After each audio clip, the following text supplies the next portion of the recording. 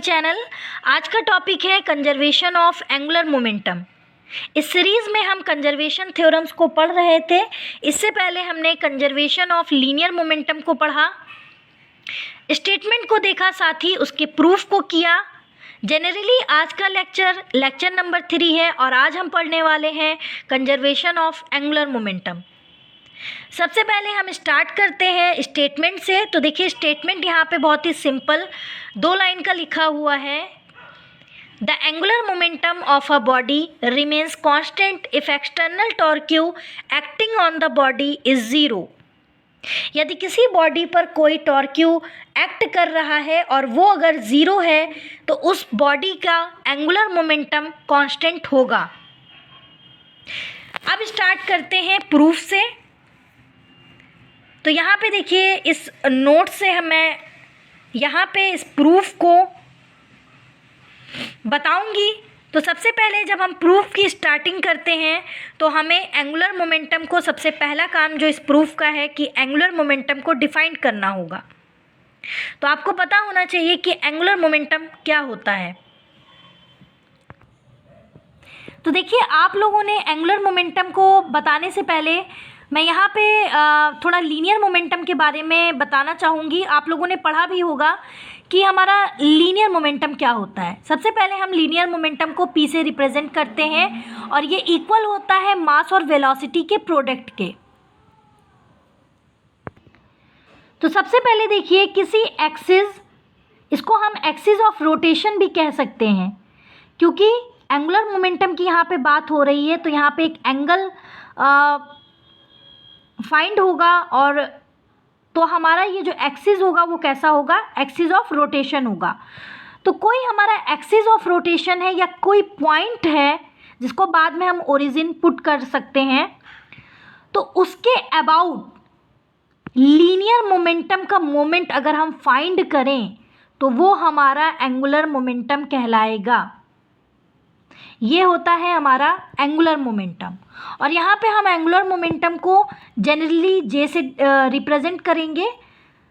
बहुत से लोग इसे एल से रिप्रेजेंट करते हैं या बुक में किसी और सिंबल से रिप्रेजेंट हो सकता है, पर ज़्यादातर इसे जे से रिप्रेजेंट किया जाता है और यहाँ पे हम एंगुलर मोमेंटम को जे से रिप्रेजेंट करेंगे। और मैथमेटिकली अगर हम देखें, एंगुलर मोमेंटम अगर हमारा जे है, लीनियर मोमेंटम पी है, जिसे हम p = mv लिख सकते हैं, और एक्सिस ऑफ रोटेशन और ऑब्जेक्ट के बीच का जो डिस्टेंस है वो अगर r है तो हमारा एंगुलर मोमेंटम किसके इक्वल होगा, j = rp। यहाँ पे p आप जान रहे हो कि लीनियर मोमेंटम है और r हमारी क्या है, डिस्टेंस है, एक्सिस ऑफ रोटेशन और किसी ऑब्जेक्ट के बीच की। और हमारा एंगुलर मोमेंटम मैं फिर से यहाँ पे बता दूँ कि क्या होता है, किसी एक्सिस ऑफ रोटेशन या किसी पॉइंट के अबाउट लीनियर मोमेंटम का जब हम मोमेंट फाइंड करते हैं तो वो हमारा एंगुलर मोमेंटम होता है। तो देखिए बस वही एंगुलर मोमेंटम को यहाँ पे हम लिख लेंगे, J = rp, और यहाँ पे जो हमने लिखा है उसको बस यहाँ पे हम सेंटेंस में बता देंगे। ये लिखना ज़रूरी है अगर आप एग्ज़ाम में इसको लिख रहे हो प्रूफ को, ठीक है। और ये देखिए डायग्राम भी हमारा एंगुलर मोमेंटम को ही शो कर रहा है। यहाँ पे r हमारी डिस्टेंस है, o ओरिजिन है, p कोई पार्टिकल है, ठीक है, पार्टिकल p है। तो यहाँ पे एंगुलर मोमेंटम का हमने फॉर्मूला लिखा है, J = rp। r is a position vector of particle p and ये जो p है हमारा, ये वाला p, ये हमारा लीनियर मोमेंटम है। तो p = mv is it's linear momentum, ठीक है। सेकेंड हम जो है टॉर्क्यू को यहाँ पे रिप्रेजेंट करेंगे। टॉर्क्यू का जो इक्वेशन है टॉर्क्यू, उसको हम यहाँ पे लिखेंगे, इसको इक्वेशन 1 पुट करेंगे। अच्छा, टॉर्क्यू हमारा क्या होता है, टॉर्क्यू को हम कैसे डिफाइन करते हैं, torque is defined as the moment of force, है ना। मोमेंट ऑफ फोर्स जो हमारा होता है, किसी फोर्स का जब हम मोमेंट निकालते हैं तो वो हमारे किसके इक्वल होता है, टॉर्क्यू के इक्वल होता है, ठीक है। तो if the force on the particle is F then the moment of force torque is, torque को हम जनरली उल्टे जे वाले सिंबल से रिप्रेजेंट करते हैं, आप लोग जानते हो, ठीक है। तो यहाँ पे इसको हम इक्वेशन 2 पुट करेंगे। अब हम क्या करेंगे, differentiate equation 1 with respect to t, है ना। तो ये जो हमारी इक्वेशन 1 है एंगुलर मोमेंटम वाली, तो इसको हम डिफ्रेंशिएट करेंगे इक्वेशन 1 को विद रिस्पेक्ट टू टी। तो देखिए जब हम इसको डिफ्रेंशिएट करेंगे तो जो डिफ्रेंशिएशन का हमारा फॉर्मूला है दो फंक्शन का, तो वो यहाँ पे जनरली अप्लाई होगा। तो यहाँ पे देखिए पहले फंक्शन का डिफ्रेंशिएशन एंड दूसरा फंक्शन हम लिख लेंगे, फिर दूसरे फंक्शन का डिफ्रेंशिएशन करेंगे और पहला लिख लेंगे। तो कुछ इस तरीके से होता है। तो हमारा आ जाएगा dr/dt cross p plus r cross dp/dt। और यहाँ पे एक चीज़ ध्यान रखने वाली है कि ये जो है यहाँ पे आप क्रॉस ज़रूर लगाओगे दोनों जगह। आप इसको बिना क्रॉस के अगर छोड़ोगे, यहाँ पे डॉट लगा दोगे, तो वो डॉट प्रोडक्ट माना जाएगा। और यहाँ पे हम स्केलर प्रोडक्ट की बात कर रहे हैं। जनरली हमारी जो क्वांटिटीज़ है वो स्केलर प्रोडक्ट में है, ठीक है। तो यहाँ पे क्रॉस लगाना बहुत ज़्यादा ज़रूरी है और ये आप ध्यान रखिएगा कि आप ये क्रॉस ना भूलें, ठीक है, इसको ज़रूर लगाएं।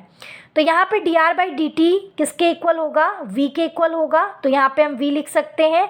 बाकी p हमारा लीनियर मोमेंटम है जो कि इक्वल होता है mv के, तो यहाँ पे हम mv लिख सकते हैं। प्लस r dp/dt हमारा इक्वल होगा फोर्स f के, तो यहाँ पे हम f लिख सकते हैं, ठीक है। अब यहाँ पे आप देखिए कि v क्रॉस mv है ना, तो यहाँ पे v दो बार आ गया है और ये हमारा स्केलर प्रोडक्ट है, सॉरी स्केलर नहीं वेक्टर प्रोडक्ट है ना।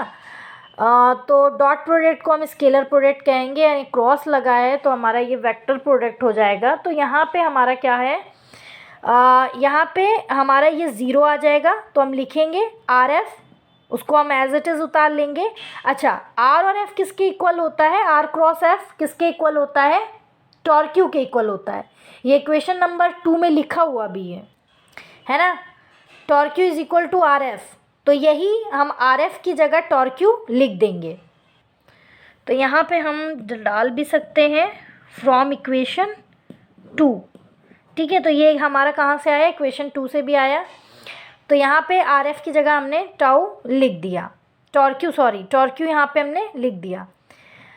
अब यहाँ पे पूरा हम बताएंगे उसी के बारे में, वो यहाँ पे स्टेटमेंट लिखा हुआ है। अब देखिए नेक्स्ट हमें क्या करना है, ये जो टॉर्क्यू है इसको हम ज़ीरो पुट करेंगे। नाउ इफ़ द टॉर्क्यू एक्टिंग और द पार्टिकल इज़ ज़ीरो, ठीक है, पार्टिकल पे टॉर्क्यू एक्ट कर रहा है और हम उसको ज़ीरो पुट कर देते हैं। तो torque is equal to zero, then dj/dt is equal to zero और j is equal to constant, है ना।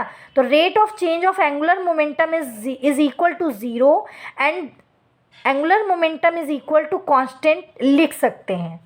तो ये जो हमारा कंजर्वेशन थ्योरम था एंगुलर मोमेंटम का, वो प्रूफ हो चुका है। और आई होप आपके लिए ये वीडियो यूज़फुल रहा होगा। अगर वीडियो अच्छा लगा है तो प्लीज़ वीडियो को लाइक करें। साथ ही आगे के लेक्चर्स को अटेंड करने के लिए मैकेनिक्स के प्लीज़ चैनल को सब्सक्राइब ज़रूर करें और साथ ही बेल आइकन को प्रेस करें, ठीक है। और thank you for watching, good day, have a nice day, bye bye, thank you.